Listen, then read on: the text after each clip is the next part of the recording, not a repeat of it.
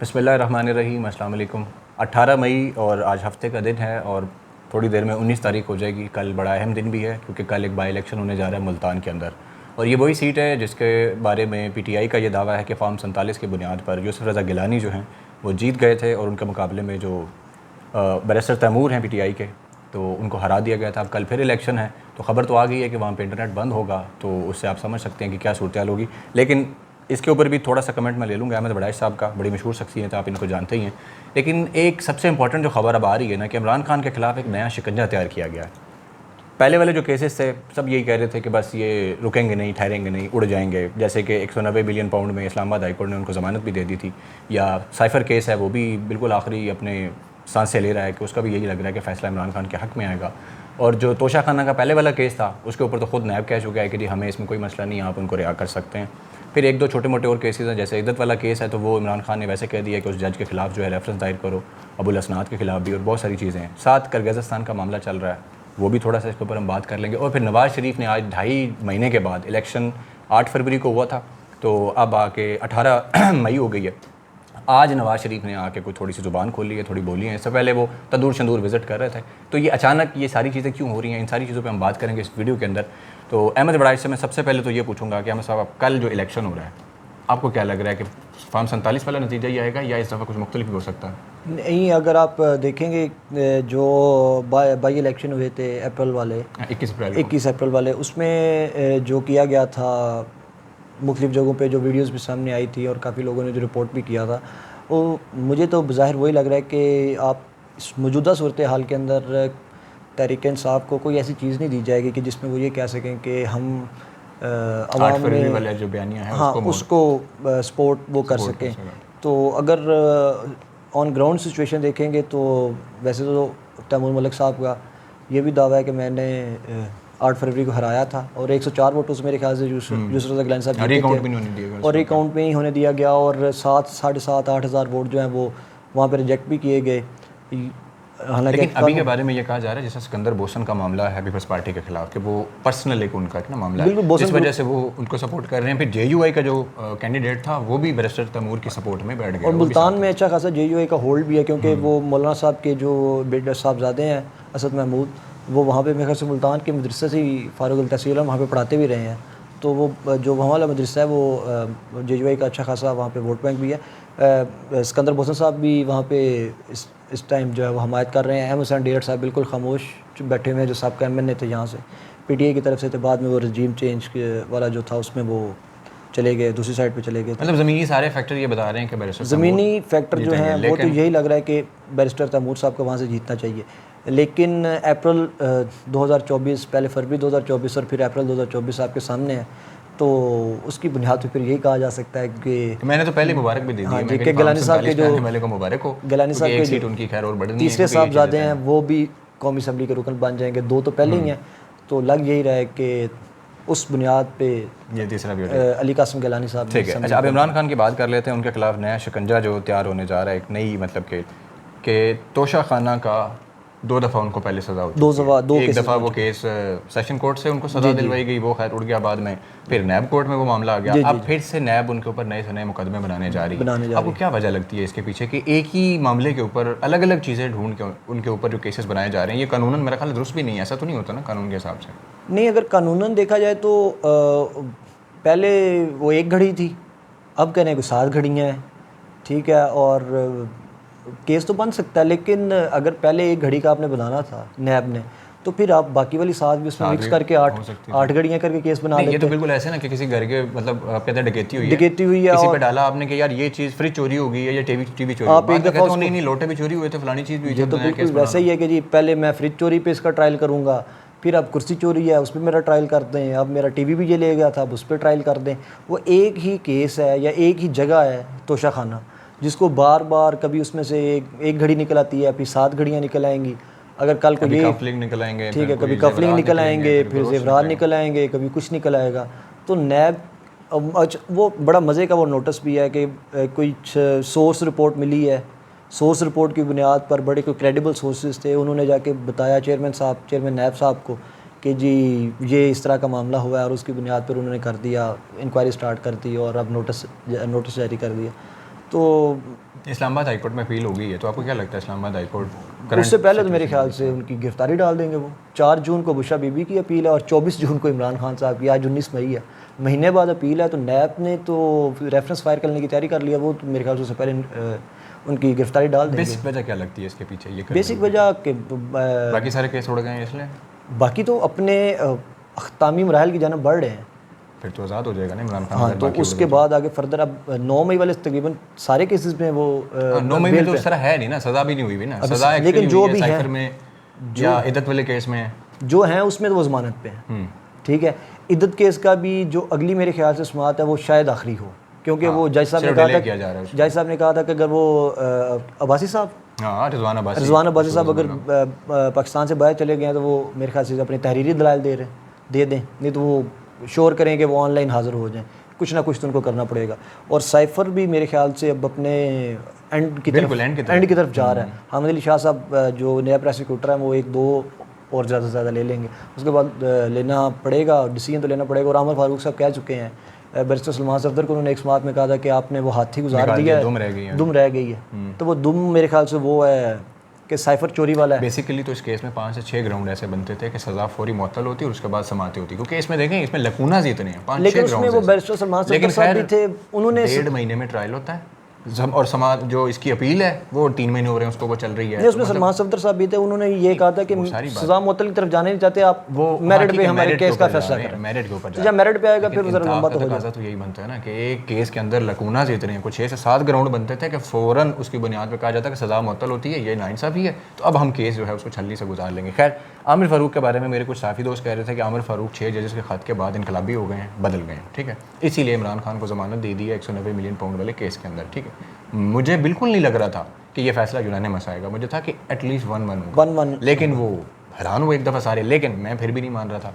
अब ये जो टेरियन वाइट वाला अचानक से केस लग गया, ये क्या साइंस है? मतलब ये तो बड़ा पुराना मामला उड़ नहीं गया था? ये ख़त्म हो चुका है बज़ाहिर, तो अब इसमें क्या करना चाहते हैं आप? 2 जजेस का फ़ैसला है, सारी दुनिया ने देखा है, वो इस्लामाबाद हाई कोर्ट की वेबसाइट पे अपलोड हुआ है। मोहसिन अख्तर कियानी साहब ने और अरबाब मोहम्मद ताहिर साहब ने इस केस को खारिज किया हुआ है और उर्दू में भी इसका फ़ैसला आया हुआ है। मतलब चलो ठीक है, अंग्रेज़ी की वीक होगी, मेरे जैसे लोगों की चलो कमज़ोर होती है, लेकिन उर्दू में एक फ़ैसला उन्होंने जारी किया हुआ है। अरबाब मोहम्मद ताहिर साहब उसके साथ एग्री कर रहे हैं। तो मुझे तो ये नहीं समझ आ रही कि जब ये केस लगेगा, हो गया था ना एक दफ़ा, हाँ जी अपलोड हुआ था, सब ने सारे न्यूज़ चैनल्स पे चला था, सब ने खबर चलाई थी कि उसको केस को निकाल दिया गया है, मतलब उसको खारिज कर दिया गया, जो भी पिटीशन फाइल वो दरख्वास्त आई हुई थी। और उसके बाद फर्दर अब फिर उस केस को आप लेके बैठ गए हैं। ये तो गैर कानूनी हुआ ना, मतलब दोबारा उसी केस पे गैर कानूनी है। इससे बड़ी, जब जजेस कह रहे हैं, पूरी समातें सुनी हैं, सब कुछ किया है, वो कह रहे हैं कि हम जजमेंट रिजर्व करके उठ रहे हैं, फैसला महफूज करके उठ रहे हैं, तो फिर उसके बाद जजमेंट आनी होती है। उसके बाद ये तो नहीं ना होता कि जी हम वो वाला बेंच तहलील होगे, अब नया बना लो, अब नया बेंच बना लो। तो इसमें अरबाब मोहम्मद ताहिर साहब बैठे हुए हैं, पहले वो फैसला दे चुके हैं, अब वो अरबाब मोहम्मद ताहिर साहब जस्टिस अब दोबारा सुनेंगे किसको। और मुझे ज़ाती तौर पर तो यही लगता है कि जब PTA के वकला जो है, सलमान अकरम राजा साहब और अबूज़र सलमान न्याजी है मेरे ख्याल से, वो प्ली तो यही लेंगे कि जज साहब आप फैसला दे चुके हैं, यही कोर्ट फैसला दे चुकी है इस्लामाबाद हाई कोर्ट की, तो इस केस को दोबारा कैसे सुना जा सकता है? तो ये इस केस का पटिशनर भी बड़ा एक इंटरेस्टिंग कैरेक्टर है, वो बड़े मज़े का आदमी साजिद साहब। अच्छा, उसमें साजिद साहब के वकील हामिद अली शाह साहब हैं टेरियन केस में, और वो नैब के प्रोसिक्यूटर भी हैं इधर साइफर में, हाँ वफाक के प्रोसिक्यूटर, हाँ उसमें वो सॉरी हाँ साइफर में प्रोसिक्यूटर भी हैं और रिटायर्ड जज हैं, अच्छे खासे पैसे। इससे पहले भी सुने उनका कोई मामला को बड़ा महंगा था। मोहम्मद सज्जाद साहब जो हैं वो टैक्स भी फाइल नहीं करते, लेकिन महंगे महंगे वकील वो नजर भी नहीं आते किसी को, आज तक साफियों को नहीं मिले कि उन्होंने कहा। इससे पहला जो वकील था उनका कहते हैं वो भी बड़ा महंगा था, उन्होंने तगड़ा वकील हायर किया। वकील बहुत भट्ट साहब थे, साबिक अटॉर्नी जनरल या एडवोकेट जनरल रहे हैं, बहुत बड़े वकील हैं, मेरे दिन से उनका नाम निकल रहा है। तो वकील बहुत अच्छा कर लेते हैं वो, उनकी तो ये जो बातें हो रही थी कि जी अब शायद हालात बेहतर हो जाएंगे, या कुछ लोग वो कह रहे थे कि पैच हो रही हैं चीज़ें इमरान खान को लेके सारी, तो ये तो फिर हवा निकल गई सारे बयानिए से कि कोई किसी किस्म की डील या कोई भी चीज़ या कोई नहीं। वो तो वाज़ेह है कि जी ना कोई डील होगी ना कोई ढील होगी। वो जैसे इमरान खान है, उन्होंने भी जनाब फुल नए खत लिख रहे हैं, वो भी अपने लेके चीज़ें चल रहे हैं, और वो भी ये मतलब बड़े सख्त जिस चीज़ पे कायम है वो भी कायम है और वो भी कायम है, तो अल्लाह ही खैर करे। अच्छा, ये किर्गिज़स्तान वाला मामला चल रहा है, उस पर फिर से बहुत सारे अकाउंट्स हैं हमारे माशाल्लाह रियासत के सपोर्टेड, और इस तरह को कहते हैं कि सोशल मीडिया का प्रोपेगेंडा है सारा चल रहा है। ऐसा कुछ भी नहीं हुआ, मतलब कि वो खराश भी नहीं है, कुछ भी नहीं हुआ, हमें तमाश भी नहीं लगाई हुई आपने। आप ज़ाहिर है ऑफिस में थे, सारी चीज़ें डायरेक्टली आपके पास आ भी रही थी, बहुत सारे स्टूडेंट्स के साथ रब्ता भी था।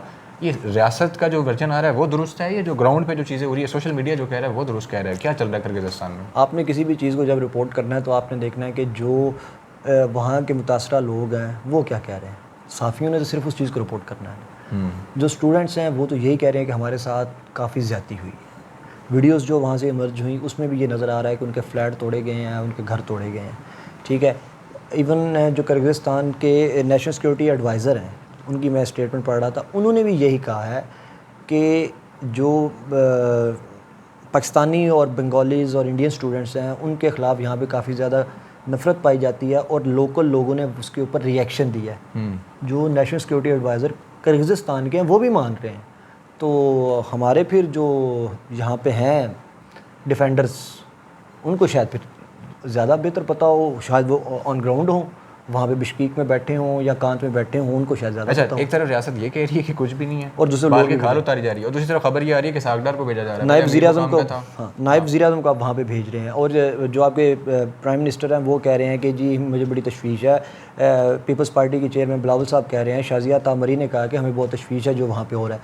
एक साइड पे जो हुकूमत है या हुकूमत के इत्तेहादी हैं वो उसके ऊपर रिजर्वेशन शो कर रहे हैं और राब्ते कर रहे हैं। हमारे उनके आज नाज़िम नूर को भी हमने बुलाया हुआ था फॉरेन ऑफिस ने, उनके साथ हम एहतजाज कर रहे हैं, सारा कुछ कर रहे हैं, और दूसरी साइड पे हम कह रहे हैं कुछ हो भी नहीं रहा। जब कुछ हो नहीं रहा तो फिर ये करने की ज़रूरत भी नहीं है। चले लास्टली, इमरान खान के खिलाफ एक नई मार्केट में एक ज़रा चीज़ चल रही है, अफवाह कह लें या कुछ सहाफ़ी दोस्त कह रहे हैं कि उनके खिलाफ कोई बहुत बड़ा और तगड़ा किस्म का मुकदमा मतलब आ रहा है, कि बड़ा ख़तरनाक किस्म का। देखिए जी, तगड़ा जो है ये तो अदालतों ने तय करना है कि केस तगड़ा है या नहीं है। लेकिन हाँ, ये सुनने में आया है कि कुछ जो सहाफ़ियों को जो अडयाला जेल में जाके कवरेज करते रहे हैं उनको बुलाया गया है। अफवाह ये है कि उनको बुलाया गया और उनसे कुछ जो बयान हल्फी हैं वो लिए जा रहे हैं और उसकी बुनियाद के ऊपर कोई केस बनाने की तैयारी है। अब ये सच है या झूठ है, अब ज़ाहिर है आने वाले वक्त में कोई हफ्ता 10 दिन में, लेकिन वैसे मेरा ख्याल है ऐसा हिस्टोरिकली देखा जाए तो ऐसे केसेस की कोई स्टैंडिंग तो नहीं होती ना, मतलब जर्नलिस्ट को आप मतलब किसी चीज़ के अंदर गवाह बना रहे गवाह कैसे बना सकते हैं? अब साइफर केस में सिर्फ इस बुनियाद पे मैं जो बुनियाद की बात कर रहा था ना, 5-6 ग्राउंड्स की बात कर रहा था, उसमें जो आमिर फ़ारूक साहब ने सबसे बड़ा ग्राउंड जो खुद पकड़ा, मैं कि ये कैसे मुमकिन है कि एक बंदा मतलब गायब होता है, मतलब चलो उस चीज़ को साइड पे भी रखें, हाँ जी, लेकिन प्रिंसिपल सेक्रेटरी है, पहले वो मुल्ज़िम होता है, एकदम से गवाह बन जाता है। मतलब उस केस की बुनियाद पर तगड़ा केस उड़ गया, उसी केस में जिसको आपने मुल्ज़िम बनाया हुआ था आपने उसको बाद में गवाह बना लिया। और इसी तरह आप सहाफ़ी जो रिपोर्ट करने जा रहे थे, आप कहते हैं कि जी इस मुल्ज़िम के खिलाफ आप गवाही दो, कि फलाने बंदे के खिलाफ गवाही देना स्टार्ट कर दो, ठीक है। और आपको क्या लगता है सहाफ़ी वैसे कोई गवाही देंगे, मतलब होंगे ऐसे लोग भी कोई गवाहियाँ देंगे? एक हमारे बड़े मोहतरम हैं, उनके बारे में सुना है कि उन्होंने तो कहा कि मैंने बयान हल्फी नहीं देना, सही, उन्होंने तो मना कर दिया। आल्दो रिपोर्ट कर चुके हैं बट उन्होंने हाँ, वो मेरे ख्याल से सबसे ज़्यादा रिपोर्ट भी, हाँ, सबसे ज़्यादा रिपोर्ट भी उन्होंने किया है। एक जर्नलिस्ट का काम है जो चीज़ उसके सामने हुई है उसको रिपोर्ट करना, उन्होंने उसको रिपोर्ट भी किया। लेकिन इतला ये है कि उन्होंने कहा कि मैंने ओथ जो भी वो बयान हल्फी है वो मैंने जमा नहीं कराना, अंडरटेकिंग नहीं देनी, ठीक है। बाकी कुछ लोग जो हैं वो पिंडी के हैं, वहाँ के लोकल कोर्ट रिपोर्टर्स हैं, उनका अब क्या होगा कि वो देते हैं कि नहीं देते हैं। मनाना कौन सा मुश्किल काम होता है? ऐसे मनाना तो फिर ज़ाहिर है किसी को भी मनाया जा सकता है, मनाया जा सकता है। चले कोई बड़ा नाम हो तो उसको वो अपने वो प्रेशर ले भी जाए, मेरे जैसा कोई बंदा हो तो क्या बंदा कहता है यार मेरी रोजी रोटी लगी हुई है, मुस्लिम मसाइल है, तो मैं फिर बयान दे देता हूँ। लेकिन इस तरह के जब अगर आप केस बनाएंगे तो आप कोर्ट में लेके जाएंगे और उसकी स्टैंडिंग क्या होगी, फिर वो साफ़ी कटहरे में खड़े होंगे, फिर वो वहाँ पे क्या बताएंगे, अजीब सा ये एक। अच्छा, आज नवाज शरीफ 18 तारीख को दोबारा सामने आ गए हैं, तो राना सनाउल्लाह ने कहा था नवाज शरीफ नया मंजन तैयार कर रहे हैं एंटी एस्टेब्लिशमेंट बनने का और सारा कुछ, तो ये 2.5 महीने बाद जो स्क्रीन पे आए हैं, सदारत भी ले ली है और वो शिकवे कर रहे हैं, कौम से भी शिकवा कर गए और भी इमरान खान का भी हल्का फुल्का सा जिक्र किया, तो ये मंजन था जो 2.5 महीने तैयार हो रहा था, या कोई नई गेम खेलने की कोशिश हो रही है? मुझे आज तक ये नहीं समझ आई कि मियाँ साहब की अगर देखा जाए तो 2022 में हुकूमत आई है, अप्रैल 2022। बिल्कुल उनकी हुकूमत थी, उनकी गवर्नमेंट आई है, से उनकी मदद से, उनके भाई की गवर्नमेंट थी, वो चलती रही। अब फिर उनकी गवर्नमेंट है, उनके ही छोटे भाई वज़ीर-ए-आज़म है। आज शहबाज साहब ने मेरे ख्याल से ये भी कहा है कि हमने नवाज शरीफ साहब को बड़ी दफ़ा कहा कि आप वज़ीर-ए-आज़म बन जाए, लेकिन उन्होंने मुझे कहा कि नहीं तुम बनो। ठीक है, तो नवाज शरीफ साहब की मर्ज़ी से शहबाज साहब वज़ीर-ए-आज़म बने हुए हैं, जो वो कहते हैं। तो अगर साकिब निसार साहब की आपके पास आइडियो है या फ़लाने बंदे की है या किसी की भी है, तो आप, जो कि इटसेल्फ जुर्म है वैसे तो चीफ जस्टिस की ऑडियो और ऑडियो लीक्स के रोले जो चल रहे हैं इस्लामाबाद हाई मैं कोर्ट कह में रहा हूँ केसेस चल कि रहे हैं। आप उसको कह लेंगे जी यार ठीक है, चले हाँ उनके जुर्म के तौर पर हाँ समझ उनके जुर्म के तौर पे आप कोर्ट ऑफ ले लॉ में सबमिट करें। हाँ कि आप कोर्ट ऑफ लॉ में लेके जाएं, आप कोई वहाँ पे कोई कमीशन बैठाएं, कोई कमेटी बैठाएं, उनको उनके सामने बुलाएं, उनसे पूछें कि भाई एक इलेक्टेड गवर्नमेंट थी उसके खिलाफ क्यों साजिश करते रहे। इस बयाना सिर्फ यही था, मतलब जजों के खिलाफ ही लेके आप वो जज भी वो जो रिटायर हो चुके, रिटायर हो चुका उसके खिलाफ बयानियाँ लेके उसके खिलाफ बयानियाँ आप लॉन्च कर रहे हो। आप कह रहे हो कि 93 में मेरे साथ इन्होंने ये किया, 99 में इन्होंने मेरे साथ ये किया। 99 में करने वाले मुशर्रफ साहब थे, वो मर गए।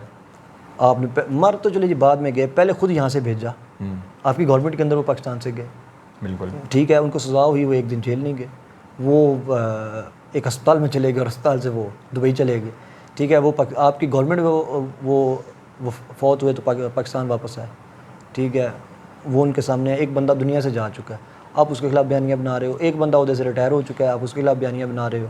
और बयानियाँ जो होता है, मेरा तो बड़ा इसके ऊपर यकीन है कि बयानियाँ सिर्फ इकॉनमी का होता है, मईशत का बयानिया होता है। इशू भी एटलीस्ट कोई रियलिस्टिक हो ना, रियल हो कोई रियल वर्ल्ड में आए ना आप। अब 93 में फलाना काम मेरे साथ हुआ था, फलाने ने मेरी चपेट मार दी थी, 93 में मेरे साथ ये हो गया था। अब उससे पहले आप ये बता देना कि आपकी जो 93 में गवर्नमेंट गई थी वो 90 में आई कैसे थी, ये सवाल है।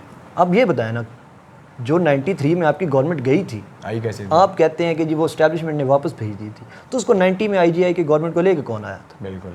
पाकिस्तान की हिस्ट्री में एक प्रूवन केस है धांधली का, एक। कहते सारे हैं कि जी 2013 में भी धांधली हुई, 18 में भी हुई, अभी भी लोग कहते हैं 24 में हुई, लेकिन प्रूवन केस पाकिस्तान की हिस्ट्री में सुप्रीम कोर्ट ऑफ पाकिस्तान से सिर्फ एक है, वो है 90 वाला। IGI को पैसे दिए गए थे जिसके अंदर सज़ाएं हो चुकी हैं, जिसके अंदर लोगों के कोर्ट मार्शल हो चुके हैं, बिल्कुल, ठीक है। रिटायर्ड लोगों के कोर्ट मार्शल बाद में किए गए, 90 में पैसे बांटने। आप पहले कौम को ये तो बता दें कि जो 90 में गवर्नमेंट आई थी वो गई कैसे थी, और उससे पहले आप ये बता दें कि जो 90 में गवर्नमेंट गई थी बेनज़ीर की, वो कैसे गई थी। और फिर मियां साहब ये शिकवा कर रहे हैं ना कि वज़ीर आज़म को नाइल किया, कौम नहीं निकली, कौम नहीं निकली, कौम नहीं बोली, कौम निकलेगी। वो गौसली शाह साहब थे सिंध के चीफ मिनिस्टर, वो कहते हैं कि मैं 7 वाले सेल में कैद था 99 में, 7 वाले सेल में, दूर भी नहीं, वो 7 वाले सेल में था। तो मुझे अगले दिन पता चला था कि मियां साहब जद्दो चले गए।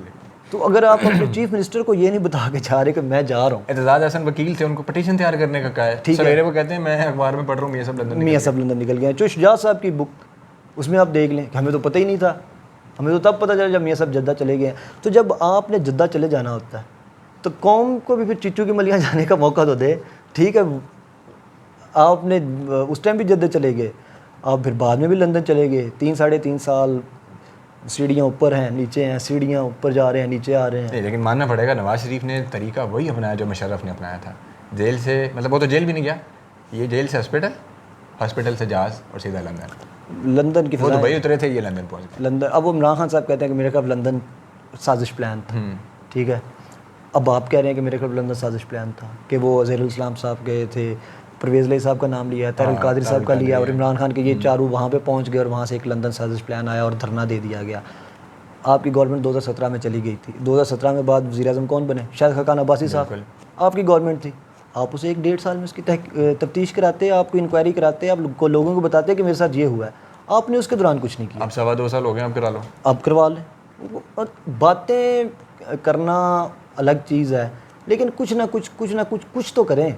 नहीं, वो यंगस्टर का वोट और नए वोटों को अपनी तरफ लाना चाह रहे हैं, तो क्या मुमकिन हो पाएगा ये वोट शोट अपनी तरफ लेके आना सारा कुछ? मतलब ये ट्राई मार रहे हैं ना, वोटर एक जनरेशनल, मेरा मानना है कि जनरेशनल चेंज होता है। जिस वोटर ने अपने आप को नई मुस्लिम लीग नून के साथ एसोसिएट किया था, उसमें से बहुत से लोग अभी भी अपने आप को मुस्लिम लीग नून के साथ एसोसिएट करते हैं। जिस एक वोटर ने अपने आप को भुट्टो के साथ एसोसिएट किया था, वो अभी तक अपने आप को भुट्टो साहब के साथ एसोसिएट, लेकिन उनकी नीचे नस्लें जो वो बदल गई सारी।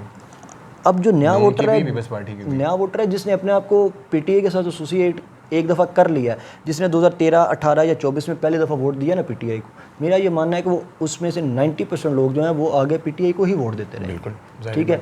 और यही केस नून लीग का है, 13, 18, 24 में जिसने नून को वोट दिया वो नून को ही वोट देता रहे। 90% लोग, बड़े कम लोग होते हैं जो चेंज कर देते हैं। पाकिस्तान में नहीं 2024 में 24 में बहुत दुनिया बदली है। मैं ऐसे लोगों को जानता हूँ, मेरे जानने वाले मोहल्लेदार, कई रिश्तेदार जो आखिरी टाइम तक मतलब ये कह रहे थे कि पीपल्स पार्टी के वोटर थे तो उन्हीं को देंगे या नून को देंगे, लेकिन जो पीछे इमरान खान के साथ सिचुएशन बनी, आखिरी दिन जाकर लोगों ने हारे इमरान खान को वोट दिया। और ढूंढ के निशान लगाए लोगों ने। वोटर कैसे चेंज होगा? वोटर मतलब 280 रुपये का पेट्रोल डलवा के चेंज हो जाएगा। अभी तो सुना है 100 रुपये लेवी टैक्स, वो 18% GST कह रहे हैं, वो IMF वाले रुपये हो जाएगा। अभी IMF जो बिजली जितनी 100 रुपये यूनिट पे जा सकती है और ये सारी चीज़ें, जो तो मियां साहब को बहुत वोट पड़ेंगे। जो चीज़ें आगे जो अभी तक तो खबरें ही हैं ना जी सारी, कभी जंग में पढ़ ली, कभी एक्सप्रेस ट्रिब्यून में पढ़ ली, कभी शहबाज राना साहब ने दे दी, कभी मुताब हैदर साहब ने दे दी, वही पढ़ते रहते हैं बैठ के। तो वो कह रहे हैं कि प्रॉपर्टी के ऊपर टैक्सेस लगाओ, आप सैलरीड क्लास के ऊपर दोबारा टैक्स लगा दो, ठीक है, GST पेट्रोल के ऊपर लगा दो, बिजली के ऊपर लगा दो, सब्सिडीज़ ख़त्म करो, ट्यूबवेल की सब्सिडीज़ ख़त्म करो, क्या कुछ नहीं करो। तो ये जो सब कुछ जो होगा एक बंदे के साथ, अगर लेट्स सपोज मेरी सैलरी है, मैं आपको अपनी एग्जांपल देता हूँ, ठीक है, मेरी सैलरी है, मैं अगर अभी 10% टैक्स दे रहा हूँ, मेरा आप टैक्स बढ़ा के 25% कर देंगे, 25%, तो मैं क्या बड़ा खुश हो जाऊँगा कि यार ये मेरे साथ बड़ा अच्छा काम किया इन्होंने। और ऊपर से चीज़ें और महंगी हो जाएंगी, सैलरी भी कम हो जाएगी और सारे, ठीक है। मियां साहब के बहनियाँ जीत मियां साहब अभी आपने गंदम के साथ जो किसान के साथ किया, पंजाब के किसान के साथ, तो पंजाब के किसान बड़ा खुश होगा। से बचाया मैडम, कह रही है करप्शन से बचाया। आप लागत एक तरफ से बढ़ती जा रही है, फिर आप कह वो किसान जो है वो कहेगा कि नहीं तो मैं बड़ा खुश हूँ कि मेरी गंदम जो थी वो मैंने 3000 रुपये में उगाई है लेट्स सपोज, और मैंने 2200 में बेच दिया, और मैंने जो भी बहुत है काम कर पंजाब की CM बाजीराव सिंघम तो बन गई है ना। नहीं वो काम तो कर रहे हैं। जैसे चलें जी, अब तक के लिए इतना ही। कल इतवार है तो जो सूरत हाल बनेगी इलेक्शन की उस हवाले से भी अपडेट करेंगे, और जो इमरान खान के केस के हवाले से हमने बात की है वो मैच्योर होता है तो उस हवाले से भी बात करेंगे। और भी ज़ाहिर है बहुत सारी चीज़ें हो रही हैं, किर्गिज़स्तान का मामला आपके भी सामने, हमारे सामने कोई नई चीज़ आई तो आपके सामने रखेंगे। अपना बहुत सारा ख्याल रखिएगा। अल्लाह हाफ़िज़।